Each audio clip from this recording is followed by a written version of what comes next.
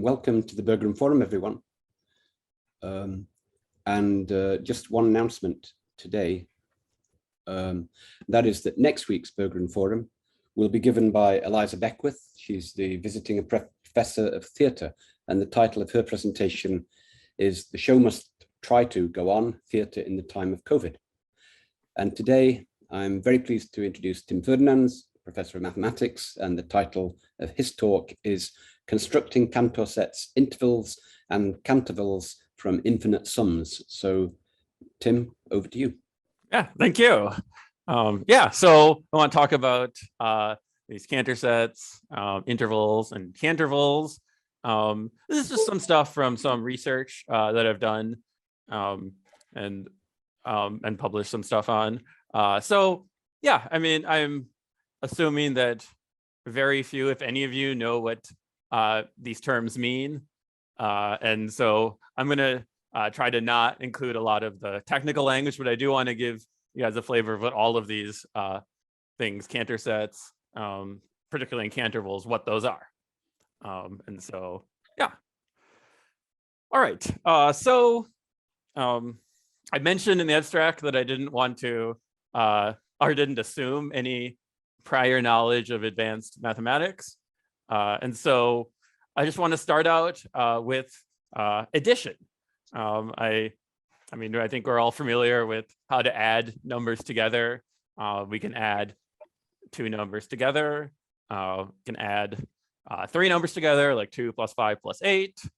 A little bit more complicated, looking at adding like 1 + 2 + 3 up to 100. These are, I think, relatively straightforward to understand what's going on here. Adding up 100 numbers might take a little while, but we have like computers and calculators to do it.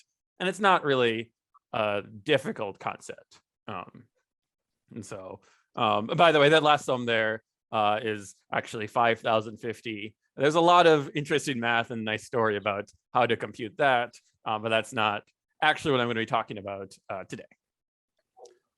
So these are all adding up a finite number of numbers.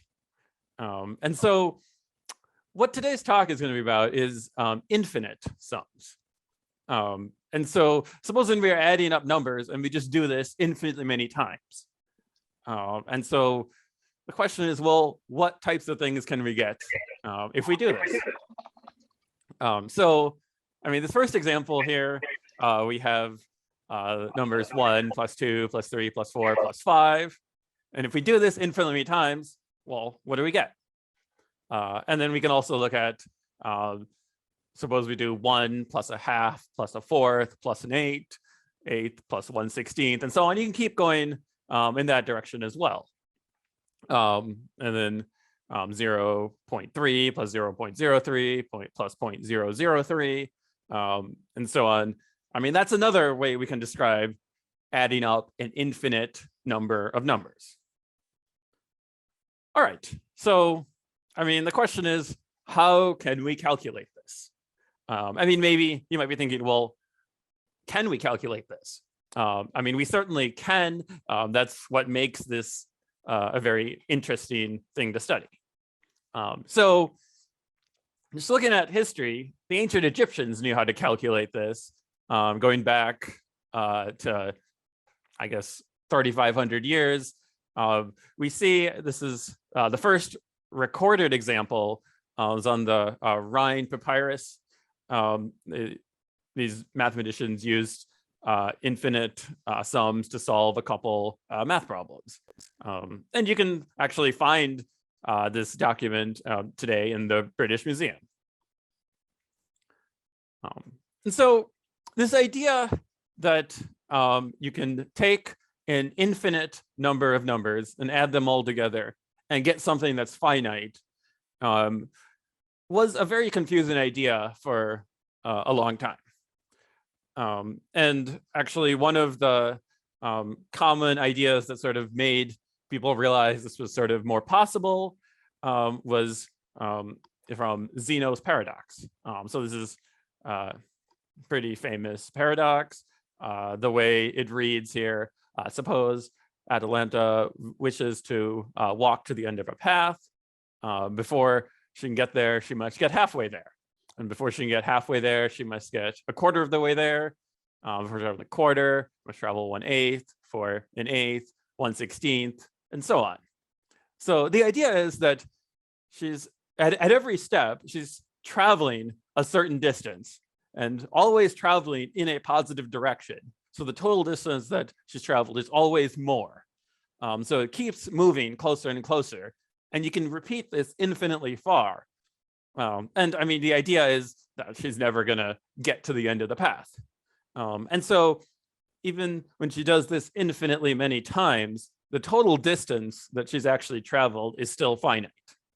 And so that's the idea here with these infinite sums. We can add up these infinite number of numbers and keep going as long, and we can sometimes get a finite number, but that only occurs when the numbers that we're adding up get smaller and smaller.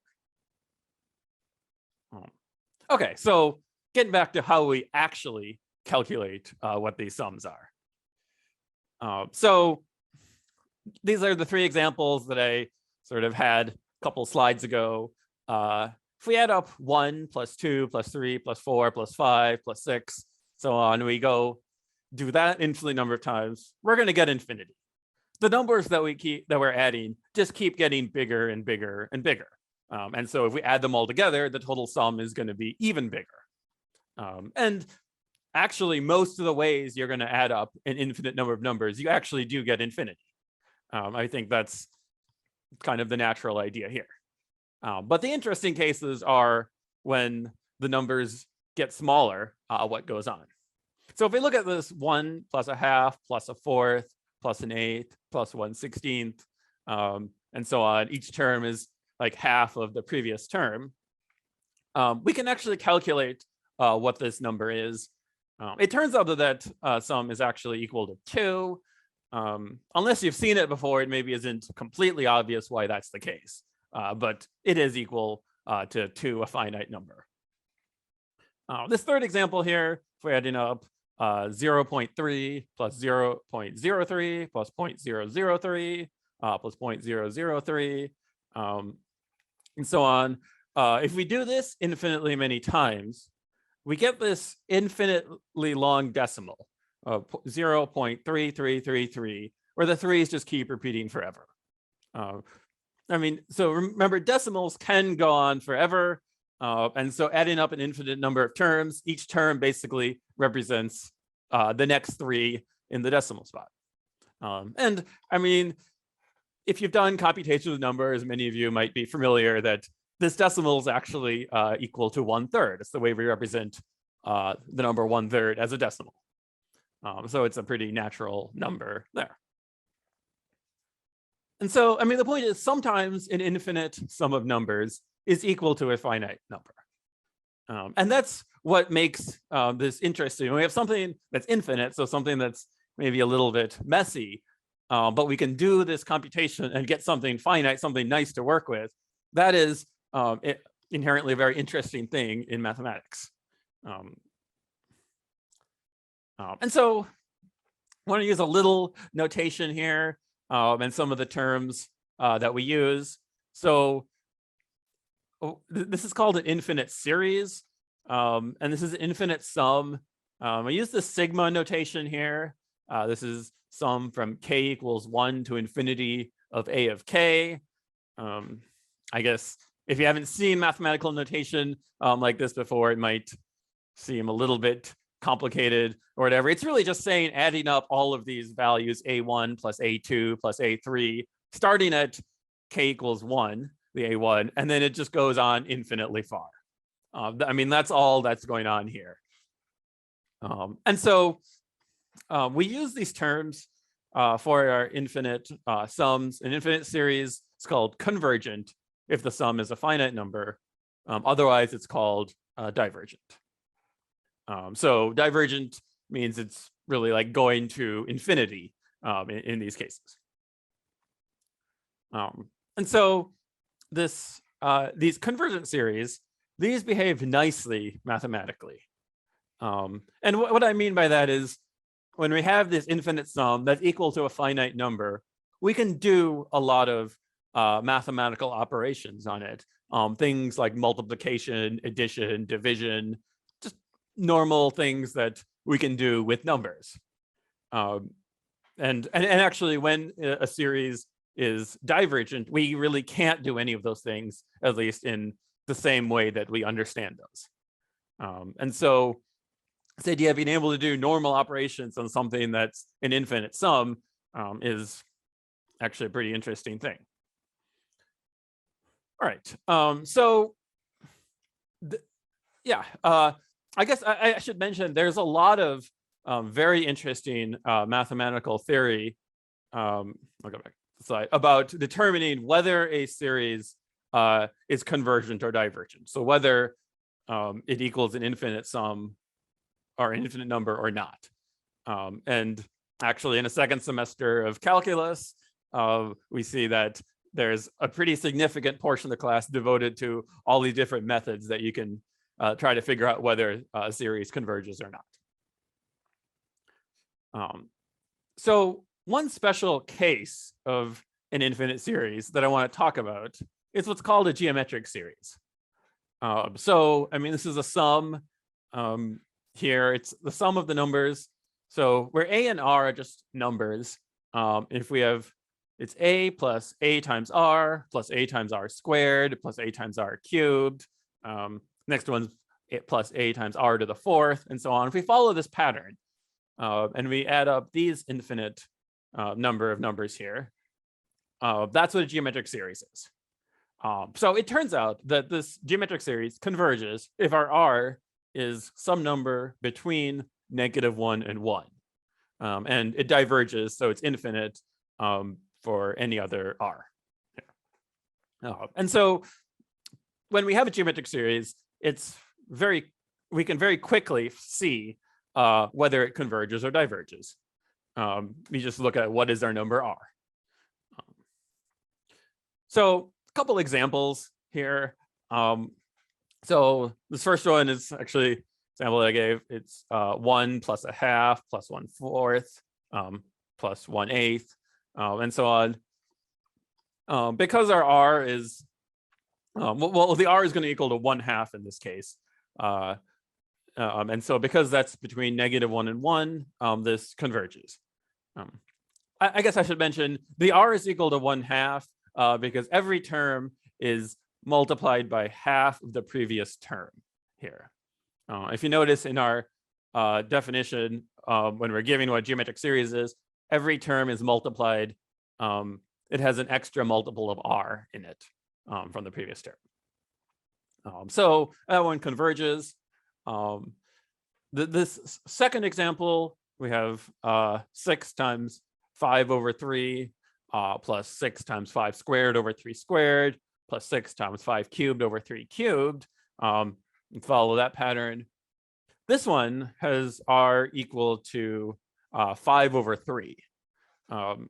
So each term here, we have an extra factor of r on the top and an extra factor of 3 on the bottom. And so we're multiplying by 5/3 every time to get our next term. And so in this case, 5/3 is bigger than 1. And so this means that this series actually diverges. And so this sum's actually going to be infinity.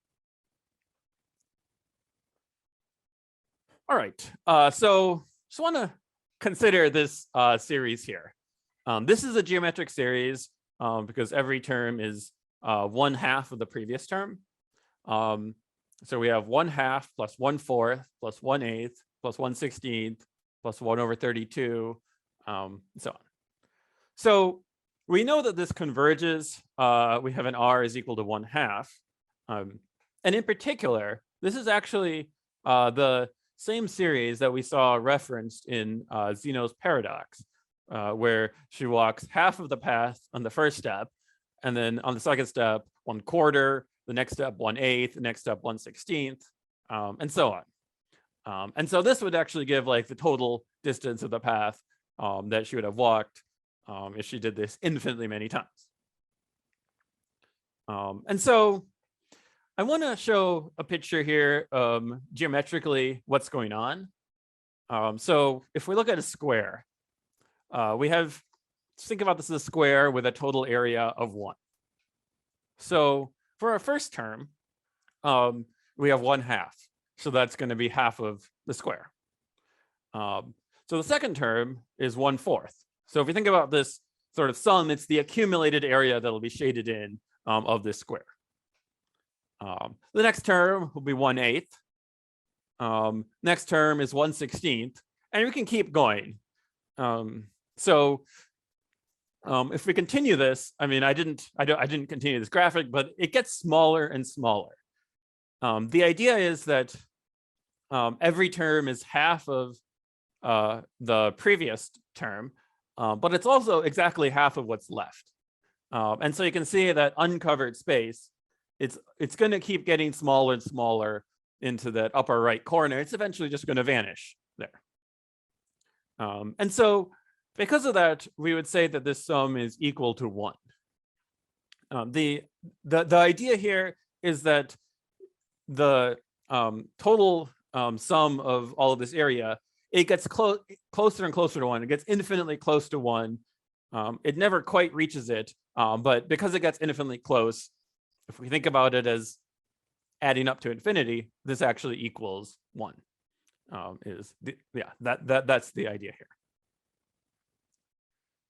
Okay, so one of the reasons I'm talking about geometric series is because there's a very nice result about how we can compute what the sum of any geometric series is. So, I mean, a geometric series is just something where there's numbers a and r, where it's the sum of a plus ar squared plus ar cubed, and so on. This infinite sum is equal to a over 1 minus r. So it actually ends up being a very simple calculation for what this sum is. I should mention this is only when the series converges. Remember, when r is not between -1 and 1, the sum is actually infinite. So, I mean, just an example here, if we have this particular series, it's 3 times 6 to the n over 7 to the n. Adding the first term is going to be when n equals 0, and we add up these infinitely many terms here. We get that this is going to be equal to 21 using our formula for geometric series. All right. So in general, there are many different ways to determine if a geometric series converges or not. I mean, in fact, a significant portion of second semester calculus is devoted to all sorts of different techniques for that. In general, it's can actually be very challenging to figure out the actual value of one of these convergent series. Remember, if a series converges, we know that its sum is actually equal to a finite number. And that's a very tangible, real number. But to figure out what this number is, I mean, it can be quite challenging. I mean, there's a lot of techniques that we use. There's a lot of things that we can, or a lot of series that we know that we can kind of approximate what it is, but sometimes figuring out exactly can be quite challenging. So this geometric series is sort of the exception in that there is a very nice formula to calculate what that sum is. And so, I mean, in general, yeah, it's hard. And really what I want to talk about is a few things that we can do to actually calculate some series. And I want to talk about a few of these things. All right, so now I want to switch gears a little bit. So I want to talk about this set. So this is a mathematical set of numbers known as the Cantor set. So it's named after George Cantor. He's a German mathematician. He published it first in 1883. A couple things about him. He proved many different facts about set theory. There's a lot of things in mathematics that have his name actually attached to them. He was rivals with another mathematician, Kronecker, to the point where Kronecker tried to discredit his work. And yeah, there's a lot. They had quite a feud about a number of things. Cantor also published and lectured in philosophy as well, actually. All right, so the Cantor set. I want to talk about what this Cantor set is. So the idea here, so I want to start with this interval. It's the interval from 0 to 1. So if I think about the number line, if I just take the numbers, all the numbers from 0 to 1, I just focus on this. And so basically what I want to do is remove some numbers from this interval. So sometimes the Cantor set is known as Cantor's middle third set. And so what we do here is remove the middle third of this interval. So the stuff between 1/3 and 2/3 we take out. And then so for the second step, what we want to do is remove the middle third of each of these two intervals that we had before. And so you can see we're removing the stuff between 1/9 and 2/9 and 7/9 and 8/9. And we want to keep doing this actually infinitely many times. And so what we do is we keep removing more and more of this. We're basically removing 1/3 of these intervals at a time. And so if we do this infinitely many times, we're left with, well, a set of numbers, and all the numbers that never get removed, those make up the Cantor set. And so there's a lot of very interesting mathematical properties of this. It's been studied in many different contexts. It ends up being relevant for these infinite series that I want to talk about, which is why I'm talking about it here. But it can be studied in many different ways, actually. Okay, so one thing I want to talk about, what is the total length that we've removed from this interval? So we're starting out with this interval of length 1.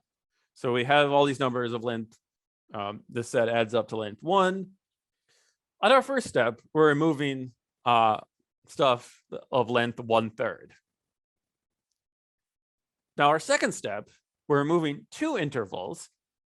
They're both 1/3 of our intervals of length 1/3 here. So we end up removing two intervals of length 1/9. And so total length removed at our second step is 2/9. Now our third step, we take each of our now 4 intervals and remove 1/3 of those. So each interval is removing 1/27. So the total length removed at our third step is 4/27. And I mean, we continue this process infinitely many times. At the nth step, we have 2 to the n-1 intervals of length 1/3 to the n. And so, yeah, the total length removed here is at the nth step is 2 to the n-1 over 3 to the n. I mean, I think you can see that at each step here, the total number of intervals that we're removing is twice the number of intervals as the previous step. And the total length from each interval we're removing is 1/3 of the length that we removed from each of the intervals in the previous step. So now we know how much we're removing at each step. And so to calculate how much total length is removed during this infinitely many times, we can actually use an infinite sum to calculate this. And so we have 1/3 plus 2/9 plus 4/27 plus 8/81 and so on, using our formula for geometric series. Because this is a geometric series, r is equal to 2/3 here. We see that the total length removed by doing this is actually equal to 1.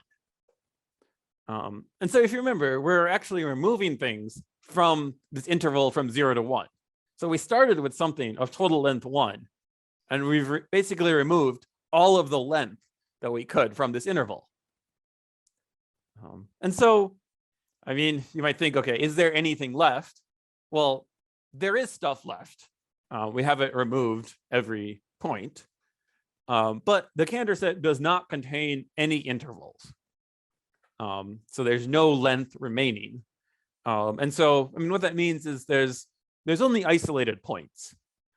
If we take just an isolated point, that doesn't have any length. And so every point in the Cantor set is sort of completely surrounded by stuff that's not in the interval. And so we're left with just these different isolated points. There's a lot of interesting properties about this Cantor set.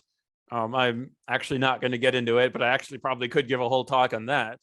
The Cantor set actually has this sort of fractal nature to it. And yeah, there's a lot of interesting geometric properties for that. All right, so we do have points in the Cantor set, even though we remove stuff of length 1, we haven't actually removed everything. So you might be wondering, well, what points are actually in the Cantor set? Okay, so to think about what the points that are in the Cantor set, I want to consider decimals in base 3 notation. So what I mean here is we're only using digits 0, 1, and 2. I mean, if you think about our number system, we use base 10 notation. We have the digits 0 to 9. That's 10 different digits we use. The number 10 is what's represented by 1, 0. That's the first 2-digit number that we have. Here in base 3 notation, we have digits 0, 1, and 2. So the number 3 is represented by the number 1, 0. That's the first 2-digit number, and so on. And so, yeah, this is base 3. Some of you may be familiar with sometimes you use binary notation where everything's given in 0s and 1s. That's base 2. So base 3, we can use represent everything in 0, 1s, and 2s. So the other thing here is that I want to talk about representing decimals in base 3 notation. And so in our base 10 notation, in the numbers that we use, the first decimal place represents the 10th spot. The second decimal place represents the 100th spot. The third decimal place represents the 1,000th spots, and so on. Those are like 10, 100, 1,000. Those are all powers of 10 here. And the reason that is because we use base 10 notation. In base 3 notation, each decimal place represents powers of 3. So the first decimal spot is representing how many 1/3 we have. And the second one's how many 1/9. Third one's 1 over 3 to the thirds, and so on. And so we can represent a base 3 decimal in this form. You can see that this is actually we can calculate what this is in sort of a fraction or in the way we think about numbers using infinite series. And remember, the digits we have to work with are 0, 1, and 2. So this is really just a different way of representing numbers. And so a couple of fractions that we can use here to look at in base 3.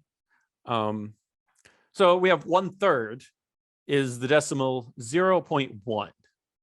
And so because there's 1/3 there, and then that's what it is. 2/3 is 0.2.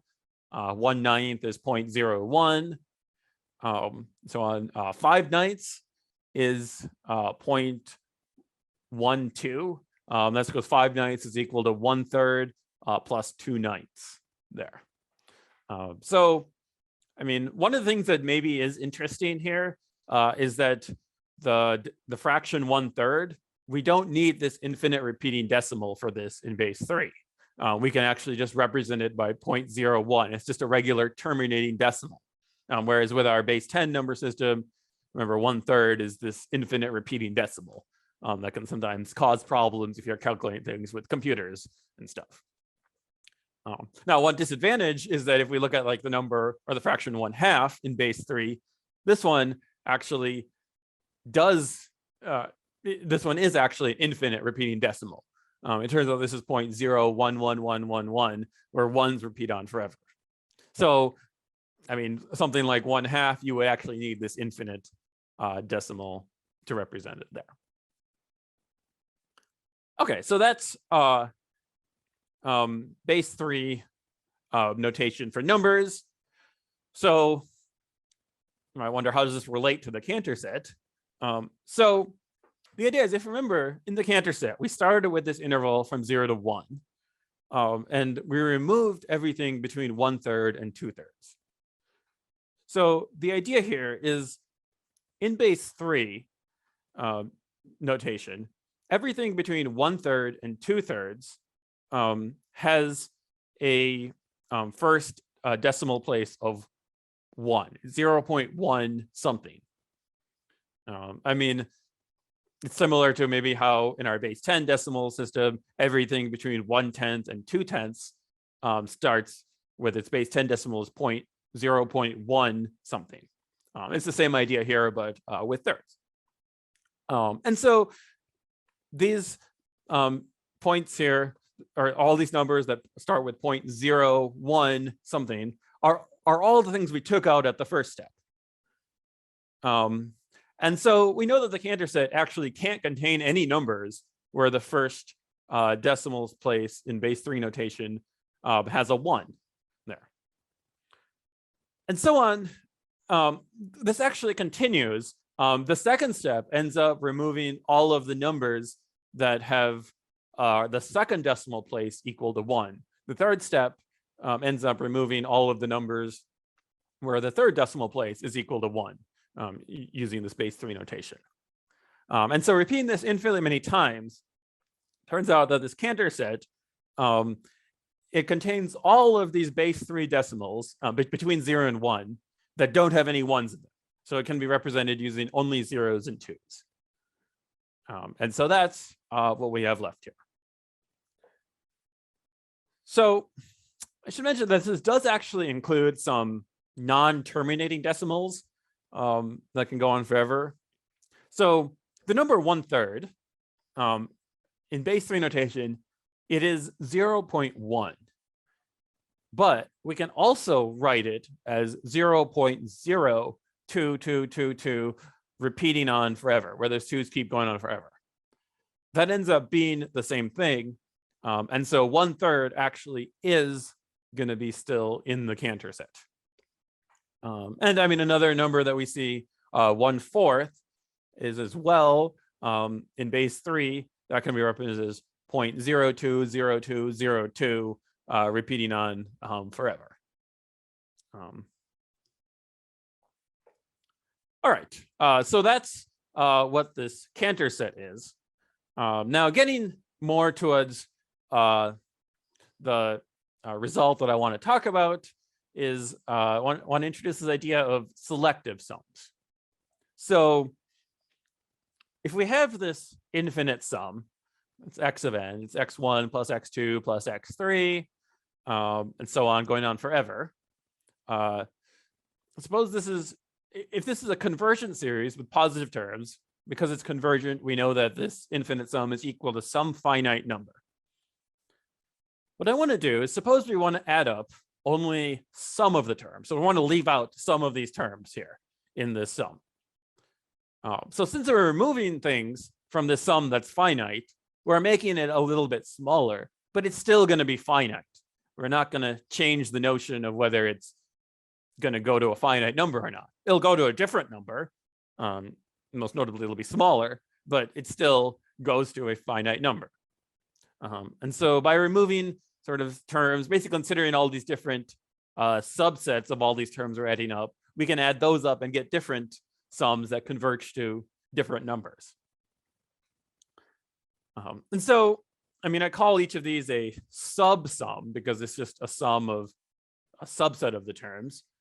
What I want to do is consider all of the different possibilities that we can add up all of the different subsets. So all possible subsets of this infinite series here. We can have infinite subsets, we can have finite subsets, We could have just one term removed. We could have just one or two terms included and everything else removed, but all these different possibilities. And each of these different possibilities gives us a sum that equals a finite number. And most notably, they are different finite numbers even. And so what I want to do is create this set. I call it this E of X. This is what's known as the set of selective sums. So it's the set of all possible subsums of our series. So if we look at the number that we get by adding up all these infinitely many terms, that's a number. If we remove some, we have a subseries that produces a different number. All of the different possible numbers you could get by adding up subsets of our series, those are the ones included in this set E of X. And I should mention that if we remove all of the terms, when we have no terms there, that's actually part of this too. That would have just a sum of 0. Okay, so I want to talk about, well, what do these different sets of selective sums look like? So the different things that these sums could add up to for just removing terms. So first example, I mean, this is the example from Zenos Paradox. We add up 1/2 plus a 4th plus an 8th, and so on.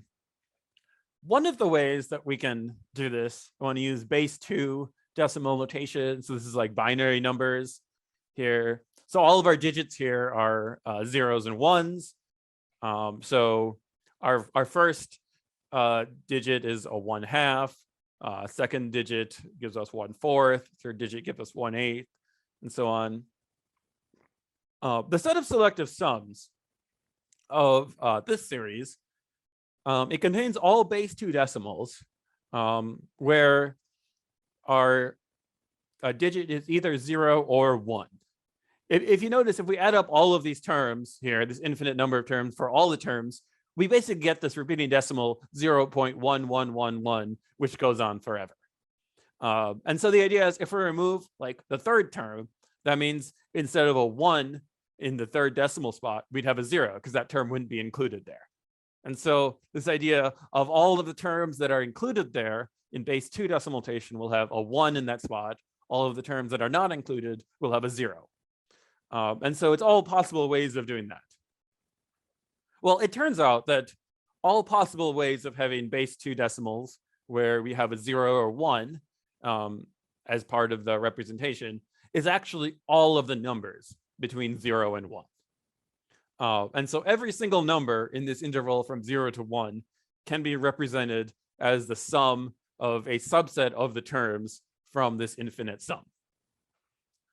And so our set of selective sums here, we can describe it as a closed interval. It's everything within there. All right, so have a very different example here. So this is a different infinite series. This is the sum from n equals 1 to infinity of 2 over 3 to the n. So I want to use this using base 3 decimals. Reason I'm using base 3 decimals is because we have our 3 to the n in the denominator of this fraction. And so each decimal place represents now a single term here. Because we have a 2 here, each decimal place, if it's included here, is going to have a 2 in that spot. And if it's not included, would once again have a 0. So we get that actually the set of selective sums for this series is all of the decimals in base 3 where we have our digits are either 0 or 2. Now, if you remember, when I talked about the Cantor set, this is the exact way that we described what all the points in the Cantor set were. All of the base 3 decimals where the digits were all 0 or 2. And so it turns out for this particular series, our set of selective sums, all the possible things we can add up subsets here to get a finite number, is exactly the Cantor set. This is very different from the previous example. And so, I mean, this sort of asks the question, well, if we have these two very different things, what are all the different ways that we might be able to get different things? Or are there other things we could get? So there's this result. It's was found, I guess, published by a couple of Polish mathematicians in 2014. It really summarized some previous work earlier, but it's really the first place that at least I found it published all in one spot. What it says is, for any convergent series of positive terms, the set of selective sums is one of three possibilities. It's either this finite union of intervals, so basically a finite number of intervals, or it's geometric equivalent to the Cantor set. So maybe not exactly this Cantor set, but some, it's geometric equivalent. So maybe it's multiplied by some constant or something, but it looks basically exactly the same. Or we have this third case, which is geometric equivalent to what's known as a Cantorval.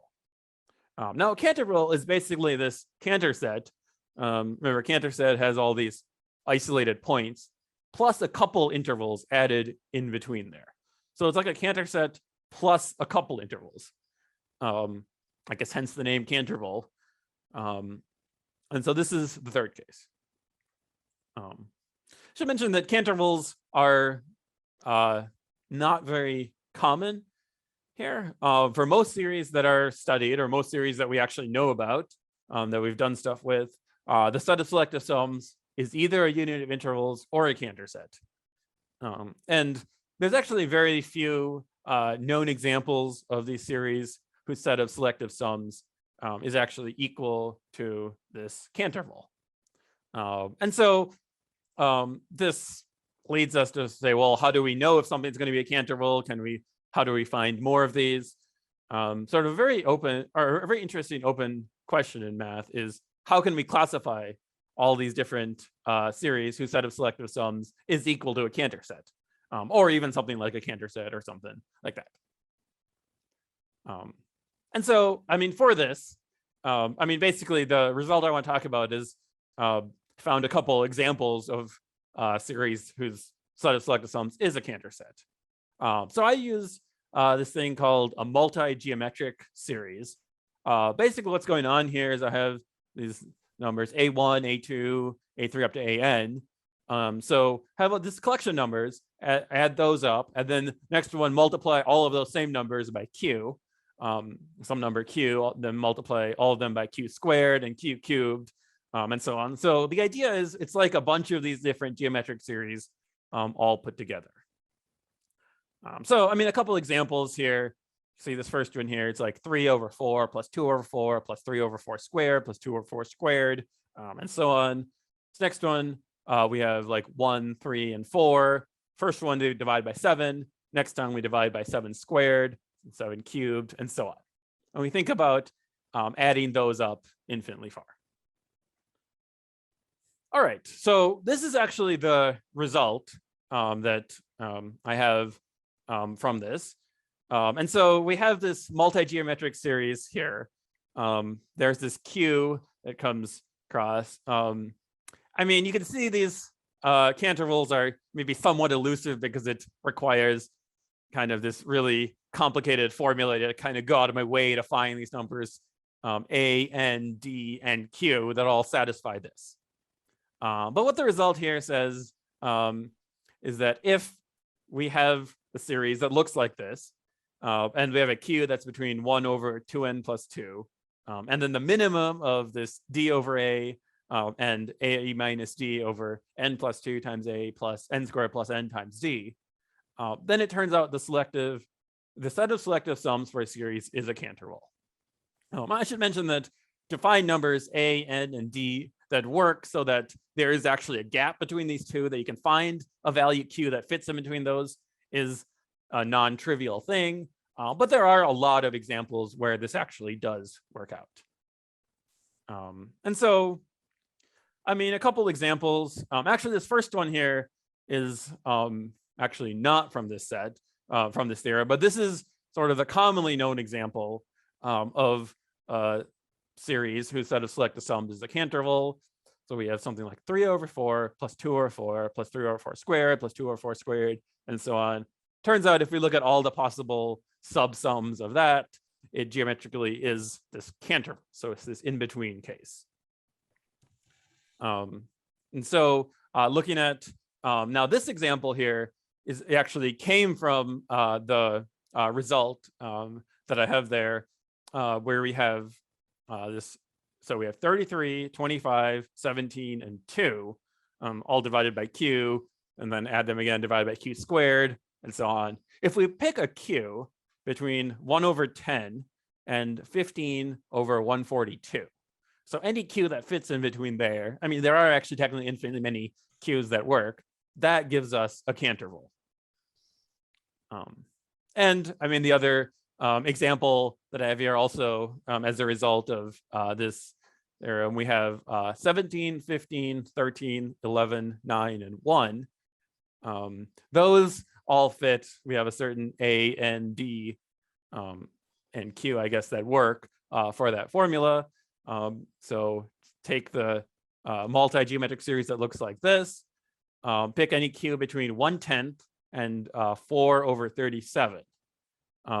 This set of selective sums is a Cantorval as well. And there are like tons of other examples that we can produce using that result. Yeah. All right, so I mentioned there's very few other known examples of series whose set of selective sums is a Cantorval. There are a few more results like this where we've been able to maybe make a range a little bit bigger in a certain way, but they're all sort of variations of the same type of thing. And in general, there haven't been too many other types of things where we've been able to find something whose set of selective sums is a Cantorval. All right, so yeah, that's, I guess, I've got, and so those are the references that I have. So. Well, thank you, Tim. It is 1 o'clock. I know that a lot of people have to leave them, but if people want to ask questions, now's the time to ask them.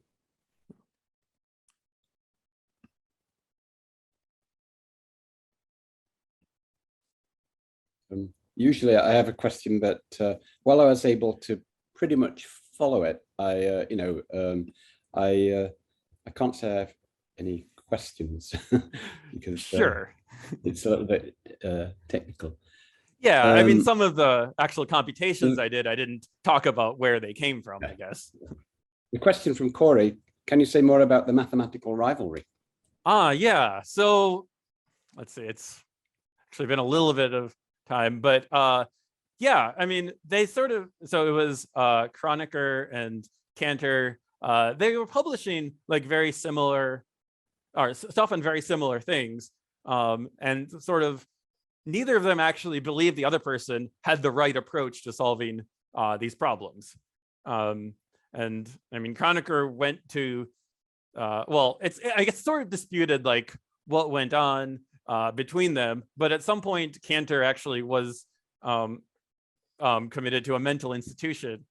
Some people think it's because Kronecker had said, oh, Cantor's just crazy and his results are out there. And sometime later, someone else found like, oh, no, this is interesting. So yeah, I mean, there's a whole lot of stuff where they went back and forth about that. Desmond asks, can you talk about any possible real-world applications of Cantorvals or Cantor sets? Yeah, it's a good question. So Cantorvals, I don't really know of anything. I mean, in math, they're kind of this elusive thing that hasn't been studied a whole lot. For Cantor sets, I honestly can't think of anything off the top of my head, but it is a topic that has been quite widely studied. So, I mean, well, since 1883 when it was published. So I'm trying, yeah, I'm not sure exactly, any examples of that. I mean, this idea of infinite series is a very common thing that we come across all the time in real life. And so, I mean, I can imagine something related to infinite series might have some application with Cantor sets, I guess.